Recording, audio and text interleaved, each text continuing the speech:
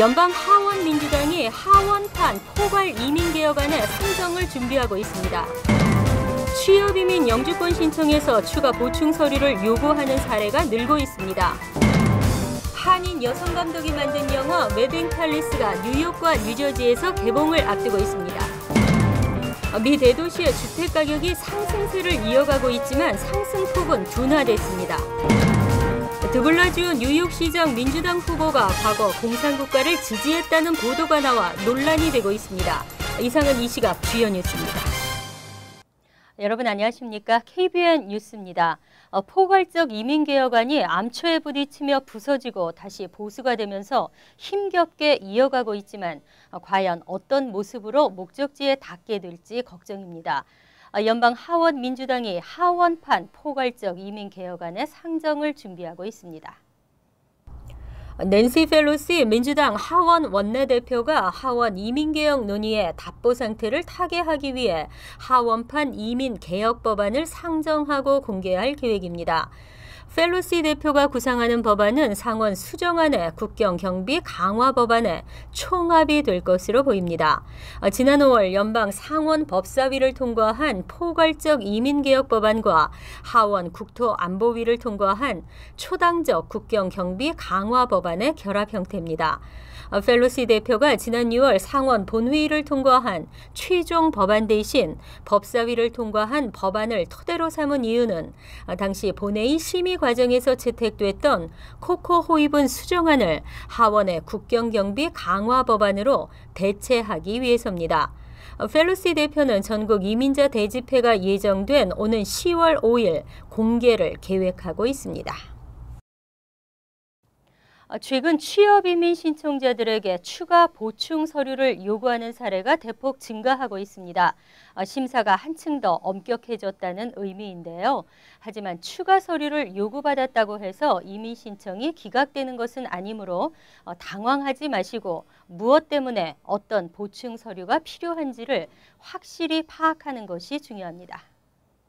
연방이민서비스국이 최근 공개한 영주권 신청서 처리 현황에 따르면 취업이민 영주권 문호 정체로 사전 판정부는 큰 변화가 없는 것으로 조사됐습니다. 하지만 영주권 신청서를 제출한 신청자에게 추가 보충 서류를 발송해 답신을 기다리는 케이스는 크게 늘었습니다. 특히 네브라스카 서비스 센터의 경우 신청자의 답신을 기다리고 있는 케이스가 16,000여 건을 넘어 전달과 비교해 대폭 증가한 것으로 나타났습니다. 텍사스 서비스 센터의 경우에는 다소 감소한 것으로 나타났습니다. 이민 전문가들은 이처럼 신청자의 답신을 기다리고 있는 케이스의 대부분은 추가 보충 서류를 기다리고 있는 경우라고 설명했습니다. 이민심사관은 신청자가 제출한 서류만으로는 승인 여부를 결정지을 수가 없어 추가 서류를 요청하는 것입니다. 심사가 엄격히 진행되고 있다는 것을 증명하고 있습니다. 한편 영주권 문호에 영향을 받지 않는 취업이민 청원서의 경우에는 처리가 순조로워 답신을 대기 중인 케이스가 한 건도 없었습니다.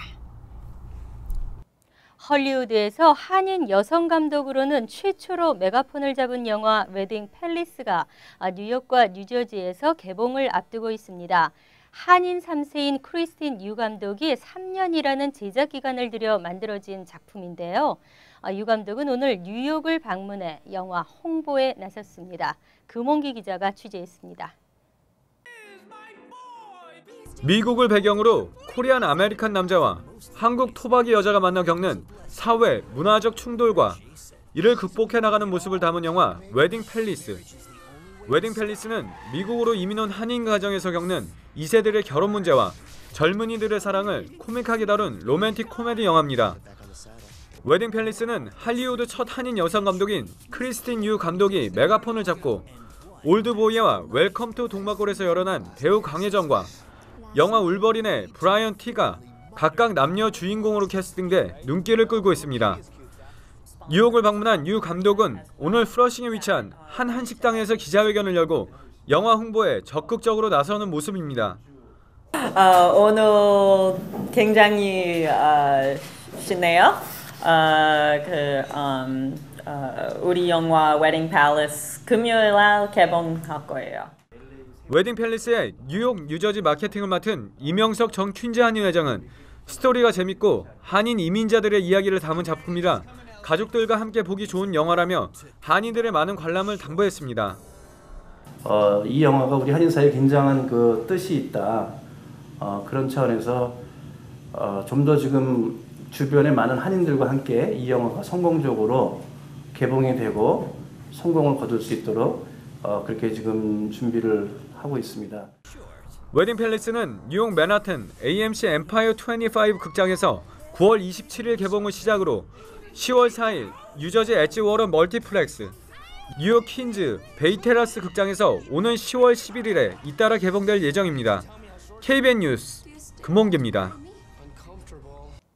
맥도널드가 후원하는 교육 박람회가 이번 주 토요일 플러싱 프라미스 교회에서 열립니다.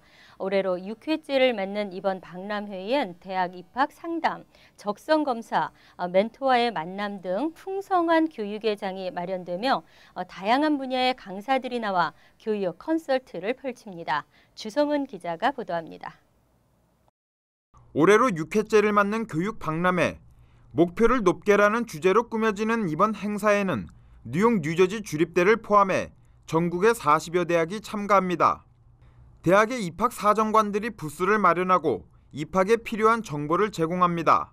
학부모와 학생의 궁금증을 한자리에서 해결할 수 있는 입시 상담실, 나의 직업은 어떤 것이 좋을지 등을 미리 판단할 수 있는 적성 검사도 마련됐습니다. 이 밖에 SAT 실전 강좌, 대학 진학 로드맵, 대학 입학 추천서에서 자주 쓰이는 표현 등 케이스별 실질 정보가 제공됩니다. 천재 아이를 기른 보통 엄마의 노하우를 전해온 진경애 씨가 학부모들을 만나 아이의 능력을 과소평가하지 말라는 주제로 강연을 합니다. 또 가수 겸 프로듀서로 활동하는 데이비 최 씨가 한인 2세로서 새로운 분야를 개척한 생생한 삶의 경험담을 들려주며 한국의 슈퍼스타 K 출신의 크리스티나 러브 이 씨가 자신의 삶에 대해 참석자들과 공유하고 짧은 공연도 선사합니다. 선배 대학생들을 만나는 멘토와의 만남도 이뤄집니다.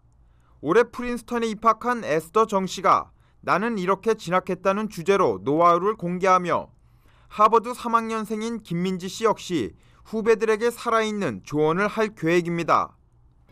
맥도날드가 후원하는 제6회 교육 박람회는 오는 토요일 플러싱 프라미스 교회에서 열립니다.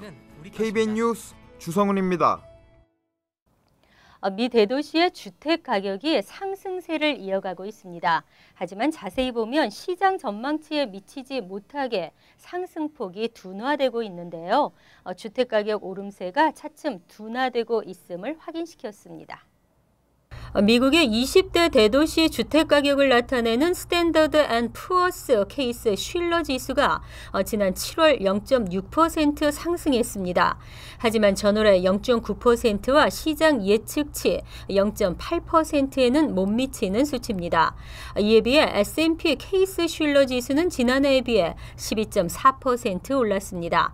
시장 전문가들이 예측한 바와 일치하는 수준이며 지난 2006년 이후 7년 만에 가장 높은 상승률입니다. 뉴욕은 전달에 비해 1.5%로 전국 인상률에 비해서는 높았지만 지난해에 비해서는 20개 도시 중 가장 낮았습니다. 전문가들은 모기지 금리 상승 등으로 주택 경기가 다소 둔화되는 듯한 모습을 보이고 있지만 전년에 비해서는 큰 폭의 상승세를 나타내고 있다고 분석했습니다. 주요 10대 대도시만 놓고 봐도 계절 조정 전월과 비교해 집값은 0.7% 상승했지만 앞선 6월 확정치인 1.0%보다 다소 낮아졌습니다. 뉴욕주 인권법에 따르면 임신으로 인한 차별은 성차별로 간주됩니다. 임신 등의 이유로 부정적 업무 평가를 받거나 승진이 보류된다거나 또는 출산 휴가를 강요할 수 없는데요. 임산부 차별금지안이 뉴욕시 의회를 통과해 곧 발효될 예정입니다. 뉴욕시 의회는 어제 임산부나 출산 직후의 여성 근로자에 대한 업무 배제, 해고 등 차별을 금지하고 고용주가 취해야 할 합리적 조치를 명시한 조례안을 통과시켰습니다. 조례안에 의하면 임신이나 출산한 여성이 의사 진단서를 직장에 제출할 경우 고용주는 이들에게 건강에 해롭지 않은 환경에서 근무할 수 있도록 합리적 조치를 취해야 합니다. 합리적 조치란 출산 후 회복기에 충분한 보장, 화장실 사용과 음료수 섭취를 위한 잦은 휴식 시간 제공, 장시간 서서 일하는 사람들에게는 주기적으로 쉴 수 있는 시간 제공 등입니다. 만약 고용주가 규정된 조치를 취하지 않을 경우 차별이나 불이익을 당한 여성들은 시인권위원회로 신고하거나 고용주를 상대로 소송을 제기할 수 있도록 했습니다. 다만 합리적 조치를 취하기 불가능하다면 업주는 이를 증명해야 면책이 됩니다. 조례안은 또 독립계약자 형태로 고용된 사람도 자신이 고용주가 아닐 경우에는 종업원으로 간주하도록 해 규정이 적용되도록 했습니다. 이 조례안은 시장이 서명하면 120일의 유예기간을 거쳐 발효됩니다. 좌익 논란이 미 주류 사회에 몰아닥쳤습니다. 논란의 핵심은 드블라지오 뉴욕시장 민주당 후보가 과거 공산국가를 지지했다는 것인데요.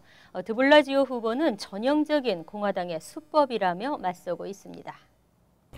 빌 드블라지오 뉴욕시장 민주당 후보가 좌익 활동 논란에 휩싸였습니다. 지난 20일 뉴욕타임스는 드블라지오 후보가 지난 1988년 공산국가였던 니카라과의 산디니스타 정부를 지지했으며 쿠바로 신혼여행을 갔다 왔다고 보도했습니다.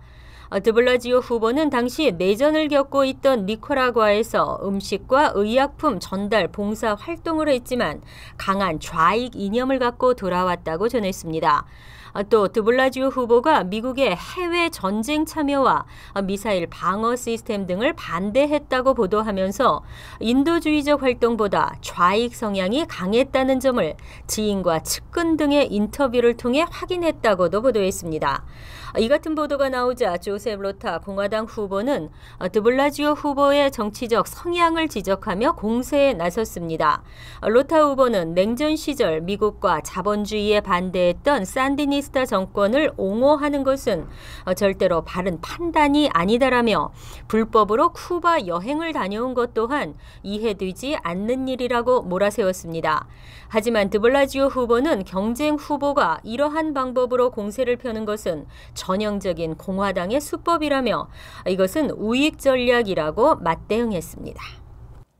운전면허 벌점이 많다면 자신의 운전 습관에 대해 생각해 봐야 하는데요. 벌점이 많은 운전자를 도로에서 퇴출시키는 것은 시민의 안전을 지키는 길입니다. 그런데 정지 또는 취소된 운전면허로 여전히 운전하고 있는 뉴욕시 택시 운전사들이 4,500명에 달하고 있는 것으로 드러났습니다.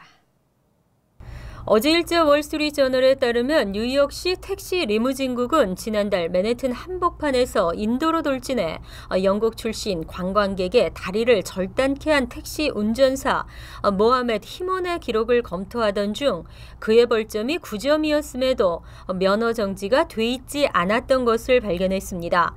택시 리무진국은 벌점이 6점 이상이면 면허 정지, 벌점이 10점 이상이면 면허를 취소하고 있으며 택시의 경우에는 벌점이 6점 이상이면 면허가 정지됩니다. 데이비드 야스키 뉴욕시 택시 리무진국 국장은 월스트리트저널과의 인터뷰에서 해당 운전자들에게 면허 정지 통보를 할 것이라며 이 중 600여 명은 면허 취소 대상이라고 밝혔습니다. 신문에 따르면 뉴욕주 차량국 데이터베이스에서 자료를 받아 운전자의 벌점에 따라 면허 정지와 취소 여부를 자동으로 갱신하는 택시 리무진국 데이터베이스가 제대로 작동을 하지 않아 이 같은 일이 발생했습니다. 뉴욕시에서는 10만 명의 운전자들이 옐로캡 또는 리버티 택시를 운행하고 있습니다. 택시 리무진국은 지난 3년간 946명의 운전자들을 대상으로 면허를 취소했습니다. 택시 리무진국은 이번 일을 계기로 운전자들을 대상으로 단속 규정 강화를 검토하고 있습니다. 이상으로 KBN 뉴스를 마칩니다. KBN과 함께 즐거운 저녁 되시기 바랍니다.